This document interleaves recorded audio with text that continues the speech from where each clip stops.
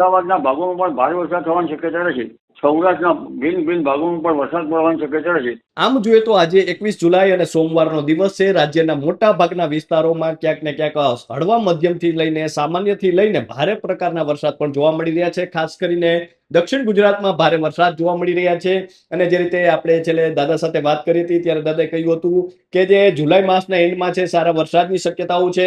અને હવે ખાસ કરીને આપણે જુલાઈ માસના એન્ડમાં ઊભા છીએ. આગામી 10 દિવસોમાં રાજ્યમાં કેવા વરસાદની શક્યતા છે, ખાસ કરીને હજુ સુધી જે વિસ્તારો બાકી છે કે જ્યાં ઓછો વરસાદ પડ્યો છે ત્યાં વરસાદની શું શક્યતાઓ છે અને આગામી દિવસોમાં કેવો વરસાદ રહેશે તે તમામને લઈને વાત કરવી છે. ત્યારે આપણી સાથે ગુજરાતના જાણીતા હવામાન નિષ્ણાંત અંબાલાલભાઈ પટેલ જોડાઈ ચૂક્યા છે. તો આવું તેમની સાથે જ સીધી વાત કરીએ વાત ગુજરાતી પર. દાદા, વાત ગુજરાતીમાં આપનું ખૂબ ખૂબ સ્વાગત કરું છું. આભાર આપનો. પણ આગાહી કરતા પૂર્વે અમે એક અમારું સૂચન કરીએ છીએ. આ આગાહી આમાં એવું નિવેદન અફવા ફેલાવે એવી કોઈ બાબતો આમાં કરી નથી. માત્ર ભારે વરસાદ જે રૂટીનમાં થતો હોય તે જ કહેવામાં આવ્યો છે. આ આગાહીમાં અમે કોઈ દાવા દૂરી માટે જવાબદાર નથી. આ આગાહી જેમને માનવી હોય તે માને અથવા ન માનવી હોય તે ન માને. આ આગાહી જોઈએ તો આગામી 48 કલાકમાં ગુજરાત સૌરાષ્ટ્રના ઘણા ભાગોમાં વરસાદ કે વરસાદી ઝાપટા પડવાની શક્યતા રહેશે. લગભગ સૌરાષ્ટ્રના ભાગોમાં પણ વરસાદ કે વરસાદી ઝાપટા પડવાની શક્યતા રહેશે.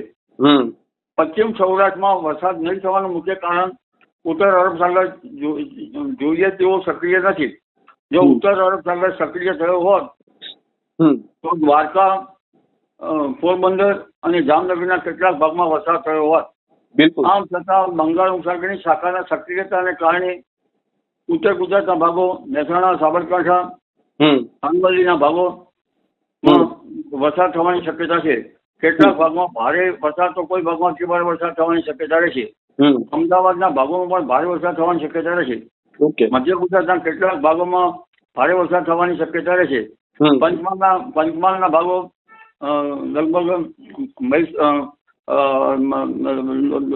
દાહોદના ભાગો, લુણાવાડાના ભાગો, આ ભાગોમાં પણ ભારે વરસાદ થવાની શક્યતા રહેશે. કેટલાક ભાગમાં અતિ ભારે વરસાદ થવાની શક્યતા રહેશે.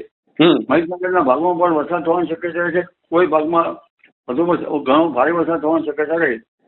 આ ઉપરાંત લગભગ કચ્છના ભાગોમાં પણ હળવા કે ભારે વરસાદ ઝાપટા પડવાની શક્યતા રહેશે. અને પશ્ચિમ સૌરાષ્ટ્રના ભાગોમાં પણ ક્યાંક વરસાદ પડવાની શક્યતા રહેશે.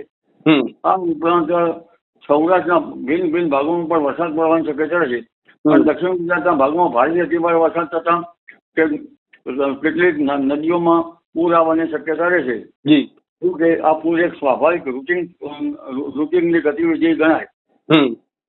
એટલે જ્યાં વરસાદની રામક એવું પાયો છે એક મજબૂત વહાણ હવે આગામી 48 કલાક બાદ પણ આવી રહ્યું છે. લગભગ તારીખ 24 થી 26માં કચ્છ ભાગોમાં ભારેથી અતિ ભારે વરસાદ કેટલા ભાગોમાં થવાની શક્યતા રહેશે. બીજી એક સિસ્ટમ 30મી જુલાઈથી 2 ઓગસ્ટ વચ્ચે થવાની શક્યતા રહેશે. ત્યાંની ગતિવિધિ પણ લગભગ ગુજરાતના દક્ષિણવર્તી ભાગો તરફ રહેવાની શક્યતા રહેશે. જેથી મહારાષ્ટ્રના સંલગ્ન ભાગોમાં વરસાદ થવાની શક્યતા રહેશે. ગુજરાતના અન્ય ભાગોમાં પણ વરસાદ થવાની શક્યતા રહેશે. દક્ષિણ ગુજરાતના ભાગોમાં વરસાદ થવાની શક્યતા રહેશે. સૌરાષ્ટ્રના અન્ય ભાગોમાં પણ વરસાદ થવાની શક્યતા રહેશે. પશ્ચિમ સૌરાષ્ટ્રના ભાગોમાં પણ વરસાદ થવાની શક્યતા રહેશે. એટલે આ વરસાદનું વહન એક બીજું આવેલું છે.